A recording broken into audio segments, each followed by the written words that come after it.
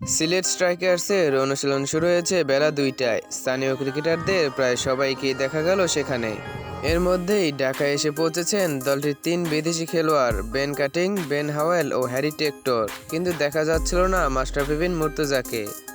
তিনি মাঠে এলেন অনুশীলন যখন শেষের দিকে, দেখেই বোঝা যাচ্ছিল আজ তিনি ব্যাট বল হাতে নিচ্ছেন না। দলের সঙ্গে কুশল বিনিময়ের জন্যই মাশরাফির মাঠে আসা। এবারও সিলেটের অধিনায়কত্ব করবেন মাশরাফি, সহকারী অধিনায়ক মোহাম্মদ মিঠুন। মাশরাফির অবর্তমানে আজ ঢাকা সেনানিবাসে বিপিএলের ট্রফি উন্মোচন অনুষ্ঠানে সিলেটের প্রতিনিধিত্ব করেন মিঠুন।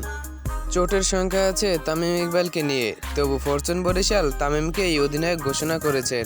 দলটির ফিজিও বায়েজিদ ইসলাম জানিয়েছেন পিঠের চোট থেকে সুস্থ হয়েছেন তামিম। অনেক বড় দল রংপুর রাইডার্স সাকিব আল হাসানকে অধিনায়কত্ব দিতে চেয়েছিল, কিন্তু সাকিব খেলতে চান চাপমুক্ত ক্রিকেট, তাই গতবারের মতো এবারও রংপুরের অধিনায়কত্ব করবেন নুরুল হাসান। ফ্র্যাঞ্চাইজিটির প্রধান নির্বাহী ইশতিয়াক সাদেক বিষয়টি জানিয়ে বলেছেন, আমরা শুরুতেই সাকিবকে ভেবেছিলাম, কিন্তু সাকিবই আমাদের বলেছে ও অধিনায়কত্বের চাপ নিতে চাচ্ছে না, তাই নুরুল হাসানকে এই বছরের জন্য অধিনায়ক ঘোষণা করা হয়েছে। এদিকে কুমিল্লা ভিক্টোরিয়ান্সকে হ্যাট্রিক চ্যাম্পিয়ন করলেও অধিনায়কত্ব পাননি বিপিএলের সফলতম অধিনায়ক ইমরুল কায়েস। লিটন দাসকে দলটির নতুন অধিনায়ক করা হয়েছে।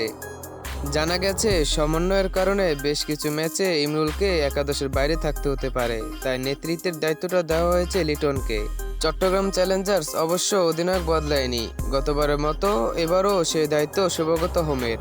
বিপিএলের দশম আসরের নতুন দল দুর্দান্ত ঢাকার অধিনায়কত্ব দেওয়া হয়েছে মোসাদ্দেক হোসেনকে। অন্যদিকে এনামুল হককে দেখা যাবে খুলনা টাইগার্সের নেতৃত্বে।